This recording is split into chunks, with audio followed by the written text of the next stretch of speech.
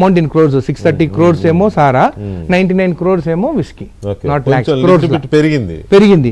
దాని తర్వాత మా 94లో బ్యాన్ అయింది, 95, 96లో లేకుండే, 97, 98లో ఓపెన్ అయినప్పుడు సారా లేదు. ఇమీడియట్ గా లిక్కర్ విస్కీకి వెళ్ళిపోయినా, షిఫ్ట్ అయిపోయినారు అందరూ. తప్పదు కదా, 729 crores. మీరు ఏమన్నా చేయండి, మత్తునైతే వదులుకోడు, అలవాటు పడిన వదులుకోవచ్చు. దానికి కూడా నేను ఒకటి చెప్తా, మొన్న వెరీ లిటిల్ చెప్తా. అది డిపెండ్స్, ప్రతి ఇంట్లో మనం డిపెండ్ అయ్యేది మదర్ కానీ వైఫ్ మీద. మన ఇంటి మహాలక్ష్ములు వాళ్ళు చెప్తే ఖచ్చితంగా మారుతారు.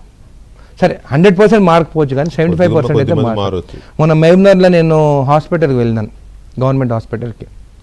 చిల్వేర్ల సత్యం అని చెప్పేసి మా కాంగ్రెస్ కార్యకర్త, కాంగ్రెస్ ఆయనకు లివర్ ప్రాబ్లం వస్తే అడ్మిట్ అయినారు. పాపం ఆయన వైఫ్ పక్కకున్న అక్కడ పోతే డాక్టర్ ఉండి చాలా సీరియస్, లివర్ అంతా పోయింది అని. నేను అన్నా, నువ్వు బతకాలంటే తాగుడు బంద్ చేయాలి అని అన్నా. బంద్ చేస్తా అన్నాడు. నువ్వు ఇట్లా చెప్తే బంద్ చేయని చెప్పి ఆయన చేయి తీసి వాళ్ళ భార్య తలపైన చేయి పెట్టించిన. ఒట్టే నీ భార్య పైన తాగవు అని చెప్పిన. ఒట్టేసి నేను తాగనన్నా, ఈ రోజుకి తాగలేదు, హ్యాపీగా ఉన్నాడు. అంటే అది ఎక్కడో ఒకటి, కానీ కేసీఆర్ గారు అన్న లాజిక్స్ గతంలో అది కూడా లాజికలే. తెలంగాణ కల్చర్లో అంటే మళ్ళీ ఈ మాట అంటే తెలంగాణలో తాగుబోతున్నా అంటారేమో, కానీ కేసీఆర్ గారు అన్న మాటనే నేను రిపీట్ చేస్తున్నా. Please note this point.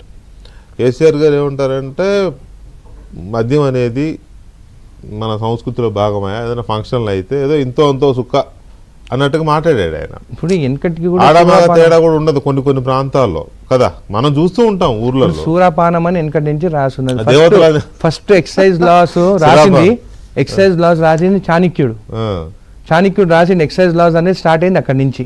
ఇప్పుడు ఎక్సైజ్ అండ్ ప్రొహిబిషన్ యాక్ట్స్ అని మనం పెట్టుకుంటున్నాం. ఎన్టీ రామారావు గారే వారుని వాహిని అని ఆయనే చేసినాడు. అవును, అంటే ఏం చేసిందంటే సారా అనే పేరు వచ్చింది సూరా నుంచి సారా అని. ఎంత చీప్ గా చేసేస్తారంటే, సురులు అంటే దేవతలు సేవించేది సురాపానం, ఆ సురాపానం కాస్త సారా. ఇప్పుడు సారా అంటే మద్యము, విస్కీ అంటే మద్యము, స్కాచ్ అంటే మద్యము, అంతే ఒకటే పేరు. కానీ సారా అంటే మన దేశంలో, మన రాష్ట్రంలో సారా అంటే చీప్ అన్నట్టు. పొద్దున పెట్టింది సాయంత్రం తాగిన 30 ఏళ్లకు 30 years గ్రేట్ స్కాచ్ అని పెట్టిన సింగిల్ మాల్ట్ అని అదే ఇది కదా. అంతే. సో అయితే ఇక్కడ అసలు లిక్కర్ అనేది ఉండాలనేది మీ పాలసీయా, వద్దు అనేది మీ పాలసీయా? ఎందుకంటే ప్రభుత్వాలు వితౌట్ ఎక్సైజ్ ఇన్కమ్ ప్రభుత్వాలు నడిచే పరిస్థితి లేదు. వరల్డ్ వైడ్ ఫినామినన్ కదా ఇది. నా అభిప్రాయం చెప్తా, liquor consumption is injurious. Of course, ఏది ఉన్నా కానీ లిమిట్ లో ఉండాలి. ఇష్టం వచ్చిన రోజు 2 బాటిల్ తాగితే నెల కూడా బతకడు. నేను అనేది ఏంటంటే ఏదైనా కానీ లిమిట్ ఉండాలి. నేను ఒక ఎగ్జాంపుల్ చెప్తా. మా గ్రాండ్ ఫాదర్ కూడా డ్రింక్ చేసేది, మై ఫాదర్స్ ఫాదర్ బాగా డ్రింక్ చేసేది, స్మోక్ చేసేది. మీరు? నేను చేయను, అసలు నేను చేయను. అయితే మా గ్రాండ్ ఫాదర్ డ్రింక్ చేసేటప్పుడు మా ఇంటికి, మా గ్రామంలో రంగారెడ్డిగూడెంలో మా గ్రామానికి పుట్టపర్తి సాయిబాబా మా ఇంటికి వచ్చాడు. వచ్చిన తర్వాత ఆయన మా తాతకి నువ్వు మా డ్రింక్ సిగరెట్ అంటే మానేసాను స్ట్రిక్ట్గా. కానీ 1985లో ఆయనకు హార్ట్ స్ట్రోక్ వచ్చింది. హార్ట్ స్ట్రోక్ వస్తే బైపాస్ చేసుకోంటే, అప్పుడు బైపాస్ అంత ఈజీగా ఉండకపోయింది. బైపాస్ చేసుకోమనంటే భయపడ్డాడు. నేను చేసుకోను, సరే నువ్వు వారంలో చచ్చిపోతాడని చెప్పి డాక్టర్ అన్నారు. అయితే చచ్చిపోతాను కానీ నేనైతే ఆపరేషన్ చేసుకోను అన్నాడు. అప్పుడు డాక్టర్ ఏమని చెప్పినాడు, డైలీ నువ్వు 2 pegs తాగు, ఎంతకన్నా ఎక్కువ తాగకని డాక్టర్ ప్రిస్క్రిప్షన్ రాసి ఇచ్చిండు. అదేంది నువ్వు తాగు అదే నన్ను కాదు. ఈ 98 వరకు బ్రతికినాడు ఆయన. సో నేనేమంటాను, అరే నువ్వు తాగితే నువ్వు బతుకుతావు అని అంటలేను నేను. అట్లా కొన్ని లాజిక్స్ డాక్టర్స్ ప్రిస్క్రిప్షన్స్ ఇచ్చింది కదా అంటున్నాను. బలం కూడా అది వాళ్ళకి, ఓహో నేను దీంతో. సో అంటే డిపెండ్స్, వేరే వాళ్ళు కూడా అనుకోవచ్చు. అది నేనేం డాక్టర్ని కానీ కాంట్రాక్ట్ చేశాను. It is what I have seen. దాని తర్వాత నేను ఇది స్టడీ చేస్తుంటే, ఇది BBC వాళ్ళు రాసింది. BBC వాళ్ళు లండన్ బేస్డ్, యునైటెడ్ కింగ్డమ్ వాళ్ళు ఏమని రాసినారంటే, ద మవ్ of the Indian liquor the British banned. అంటే నేను అనేది మన హిస్టరీ గురించి మాట్లాడుతున్నాను. 1892లో వాళ్ళు దీంట్లో క్లియర్గా మెన్షన్ చేసింది వాళ్ళ రికార్డులనే, BBC దాంట్లోనే వాళ్ళు ఏమని చేసినారంటే, this tree has 3000 years life అని ఇచ్చారు.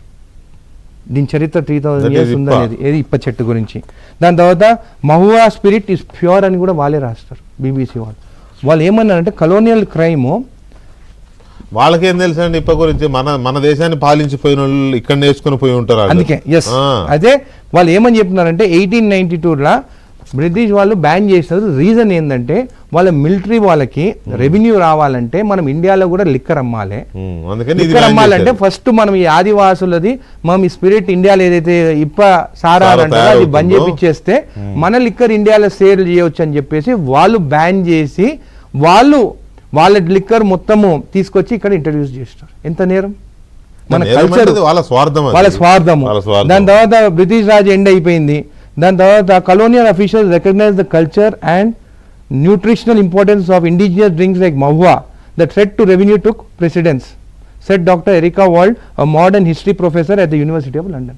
అంటే ఈ రోజు బయట దేశాలలో మన ఇప్ప గురించి ఇది మంచిది ప్యూర్ అని చెప్పి వాళ్ళు మాట్లాడుతుంటే మనం ఉండి సారా అనగానే అరే సారా తాగమంటుండే ఎమ్మెల్యే సారా తాగి చచ్చిపోవాలని అని మాట్లాడుతున్నారు. ఎంతవరకు కరెక్ట్ చెప్పారు? ఇప్పుడు సారా తాగి చచ్చిపోమ్మని ఎవరు చెప్పరు, తాగకుండా తాగకపోతే నువ్వు 1000 ఏళ్ళు బతుకుతావని ఎవరు చెప్పలేడు. Odisha government Yeah, liquor of course. Policy వాళ్ళు అలౌ చేస్తున్నారు ఇది చేయొచ్చని.